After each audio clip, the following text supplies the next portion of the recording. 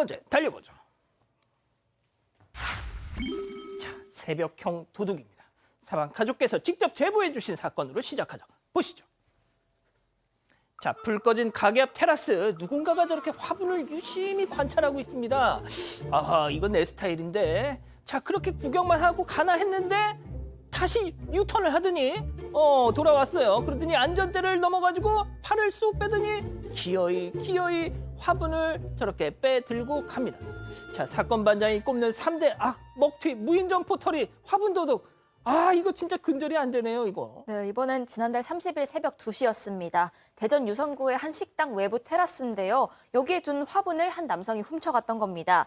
착용하진 않았지만 바지 주머니에서 장갑을 꺼낸 걸로 봐서는 계획 범죄일 수도 있다는 추정이 드는 상황입니다. 이 남성이 화분을 절도하던 저 상황을 한 행인이 목격을 했습니다. 그래서 가게에 적혀있던 사장님의 연락처로 바로 전화해서 알렸고요. 바로 경찰에도 신고를 했습니다. 당시 사장은 자다가 전화를 받게 됐다고 합니다. 경찰이 CCTV 영상을 가져가긴 했는데 아직까지 수사 관련해서 따로 연락이 오진 않았다고 합니다.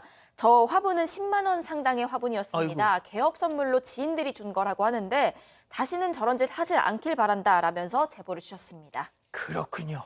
자, 다음 또 이어갑니다. 공원 잔디에 구멍이 뻥뻥입니다. 자, 역시 사반 가족께서 제보해 주신 영상과 사진 만나보시죠. 자, 드넓은 잔디밭 위에서 사람들이 골프를 치고 있습니다. 나이스 샷! 자, 어딘지는 몰라도 장사 잘 되는 골프장처럼 인산인해를 이루고 있죠. 자, 그런데 알고 봤더니 역시나 이곳은 일반 공원, 퍼블릭 파크. 자, 덕분에 잔디밭은 저렇게 연구머리처럼 잔디 곳곳이 파헤쳐지고 구멍이 송송 뚫려 있습니다.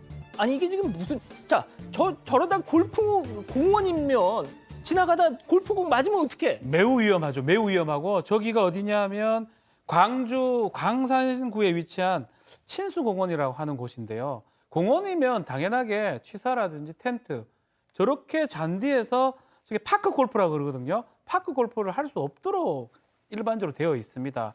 그렇지만 뭔가 제대로 제재를 안 하다 보니까 인근에 파크 골프장이 있는데 옆으로 와서 지금 하는 모습들이 이제 포착이 된다라고 해요. 있는데도 옆에? 예, 옆에 있는데.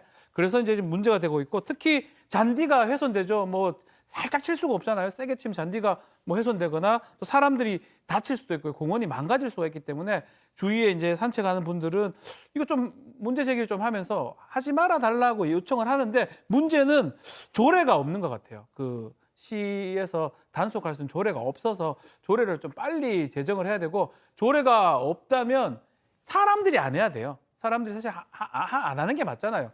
파크 골프장 가서 파크 골프 치면 되죠. 왜 저기서 합니까? 아니, 그 박 변호사님, 저게 조례 없다고 뭐 단속할 근거가 없어요? 근데 저는 사실은 될 것 같은데 일단은 진정을 하니까 그렇게 얘기를 했다 그래요. 조금 더 상위 법규를 보면 공원에서 뭘 하는 거 뭔가 주의를 줄 수 있을 것 같은데 그 부분 좀 확인 좀 해봐야 될 것 같습니다. 허허, 참. 공공재를 훼손하는데. 좋습니다. 자, 다음 이어가죠. 영원한 형님 따꺼 주윤발 떴답니다. 자, 지난 7월 이 배우 주윤발 씨가 코로나19에 걸려서 혼수 상태에 빠졌다, 이런 뉴스가 확 퍼졌었잖아요. 가짜 뉴스였죠. 오늘 오후 어제 개막했죠. 올해 부산국제영화제 아시아 영화인상 이 기자회견에 주윤발 씨 직접 등판했습니다. 잠깐 들어보시죠. 唔係唔舒服啊，傳我死咗添。呢啲係每一日嘅新聞嚟嘅，你明嘛？咁所以你唔使理佢嘅，因為人去到咁上下時，如果揾到啲自己中意嘅嘢咧，同埋對身體又好嘅咧，咁 keep 住去做。咁嚟緊嘅11月19號，我會喺香港跑一個半馬拉松，呢個係我第一次跑嘅半馬。跑死咗以後就唔使寫㗎啦。 이 환갑이 넘었을 텐데도 여전히 멋있습니다. 네, 데뷔 50주년을 맞은 배우 주윤발 씨가 제28회 부산국제영화제에서 올해의 아시아 영화인상을 수상했습니다. 여기에 대해서 진정한 인생 2막 열었다고 생각한다면서 시작부터 이런 상을 받게 돼 기쁘고 감사하다고 전했는데 지난 2018년 당시에 전 재산인 8,100억 원을 기부한 사실이 알려져서 굉장히 화제가 된 적이 있었습니다. 맞아요. 그런데 여기에 대해서 내가 한 게 아니라 매니저인 우리 아내가 한 거다. 내가 힘들게 번 돈인데 아내가 기부를 했더라. 난 용돈 받고 살아서 얼마 기부했는지도 모르겠다. 세상에. 이런 얘기를 하면서 웃음을 주기도 했습니다. 또 배우 송강호 씨에 대해서도요. 정말 좋아하는 배우인데 가운데 한국말을 못해서 어제 만났는데 무슨 말 했는지 알아듣지 못했다. 오랜 기간 같은 일 해온 동료로서 함께한 것만으로도 친근하고 기뻤다. 이런 얘기를 하기도 했습니다. 주윤발 씨는 오는 13일까지 이어지는 부국제 기간에 신작 영화인 원모어 찬스를 통해서 한국 관객들과 만날 예정입니다. 자, 그 뭐 다들 뭐 아시겠지만 이자연 기자 정도만 빼고 우리 오윤성 교수님도 포함해서 이 영웅 본색 세대 아니겠습니까? 뭡니까? 이 주윤발 씨 때문에 흡연을 시작한 사람들이 많잖아요. 그때 제가 뭐 성냥개비를 계속 물고 다녔습니다. 그냥 담배도- 이실직고 하세요. 담배 피기 시작하셨다고. 담배는 못 폈지만 예. 성냥개비 이쑤시개를 물고 어. 약간 절면서 다니는 모습을 계속 보였었어요. 저 담배 너무 피우고- 인기가 좋았어요. 그러니까. 정말 우리 때는 최고의 스타였습니다. 주윤발. 사랑해요, 주윤발. 사랑해요, 밀키트. 밀키트. 이렇게 아, 얘기합니다. 아, 예. 예. 뭐 교수님 하실 말씀 없으신가요? 예, 다 하셨어요. 아, 그렇구나. 알겠습니다.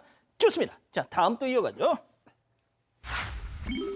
축의금 안 보내셨네요. 자, 몇 년 전 퇴직한 직장 동료한테서 무슨 문자가 왔다고 하는데요. 직접 만나보시죠.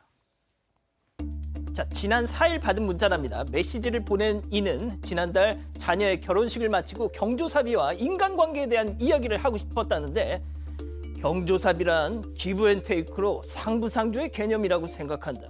자, 근본 우리의 결혼식 축의금 답례 53%가 응답이 없었어.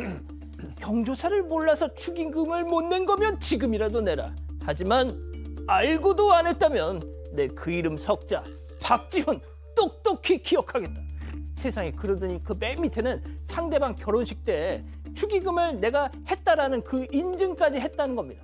와, 진짜 아니 저는 이분의 입장 충분히 그 기분 이해가 갑니다. 어떻게 이해가 가요?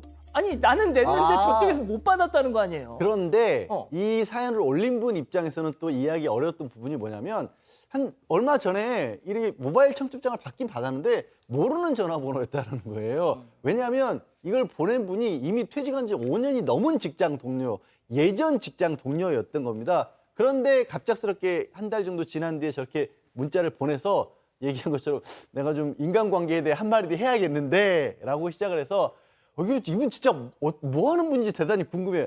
내가 지난 10년 기준으로 네. 10년 기준으로 그 과거에 내가 경조사비를 보냈던 사람한테 문자를 다 돌렸는데 불참률이 53%더라. 그중에 당신도 들어가 있다. 그래서 내가 한마디 하겠는데 일단 모르고 몰라서 못했다라면 늦었지만 지금이라도 답을 해달라. 알고도 못했으면 내가 미안하지만 네 이름을 똑똑히 기억해 두겠다. 이렇게 보낸 거예요. 그러면서 내가 전에 네가 결혼할 때 5만 원 보냈다. 그리고 딱 계좌를 딱 적어 보낸 겁니다. 그래서 문자 받아본 분이 그냥 5만 원 보냈대요. 진짜요? 보냈는데 저 같아도 기분이 그렇게 좋지는 않을 것 같아요. 저렇게까지 해야 됐을까? 참. 네. 그러시군요. 저랑은 생각이 조금 다른 것 같은데. 자, 그럼 여기서 약식 푸처 핸드업 한번 해보겠습니다. 자, 퇴직한 지 5년이 넘어서 연락도 없던 사람이 축의금 안 보냈다고 연락한 게 이해 안 된다, 동그라미. 제가 좀 이상한 사람인가요, 그럼? 알겠습니다. 이거 뭐 다 그렇게 생각하신다니까. 그냥 다음 넘어가죠. 알겠습니다. 예, 제가 이상한 사람인 걸로. 자, 별별 길거리 풍경입니다. 자, 영상으로 만나보시죠. 자, 어느 도로 위 사람들이 자전거를 저렇게 타고 가는데 갑자기 동춘 서커스 판이 벌어지고 있습니다. 안장에 발을 올리고 저렇게 정말 저 딱 봐도 저거 10대인 것 같은데 저거. 양 변호사님. 그러게요. 옆에 이게 한적한 길이 아니에요. 계속해서 차들이 다니고 블랙박스에 찍힌 영상인데 보신 것처럼 갑자기 안장에 발 올리더니 다리도 쭉 뻗어서 아니 저거를 하고 싶더라도 헬멧 쓰고 한적한 공원에서 했어야 되는데 보면 헬멧도 안 썼어요. 지금 보시는 것처럼 저 그 댓글들이 그렇습니다. 아니 저거 넘어져 봐야 정신 차리는 거 아니야? 내지는 저는 이분이 더 공감이 가는데 저렇게 가다가 만약에 하필 뭐 신호등 같은 데서 자동차 옆에 지나가다가 쓰러져 봐요. 그럼 또 자동차 때문에 쓰러졌다고 또 난리를 칠 거 아닙니까? 한문철 TV 나오겠죠. 예. 왜 저러고 사는 거예요, 진짜? 그러니까요. 자, 이번에는 컴컴한 도로에서 벌어진 황당한 사건 만나보시죠. 자, 쭉 늘어선 차량들과 뒤로 이어진 길, 한적한 도로입니다. 자, 그런데 저렇게 인도를 완전히 막아버리고 둘러앉아서 진수성찬을 즐기는 저 한 무리의 사람들을 보세요. 교수님, 이거 민폐다. 아니야. 차도 사람도 없는데 뭐가 민폐야? 어때? 자, 둘 중에 어떤 거?